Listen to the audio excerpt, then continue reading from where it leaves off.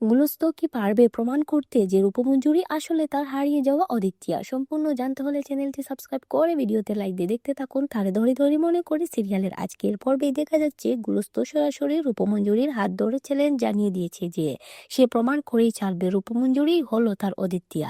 কিন্তু এই সত্যের মুখোমুখি হতে গিয়ে গুলস্তকে সইতে হলো চরম অপমান। রাগের মাথায় রূপমঞ্জুরি সবার সামনে গুলস্তর গালে থাপ্পড় বসিয়ে দেয়। অন্যদিকে গল্পের উত্তেজনা আরো বাড়িয়ে গুড়ার মা গুলস্তকে জেরা করতে শুরু করেছে।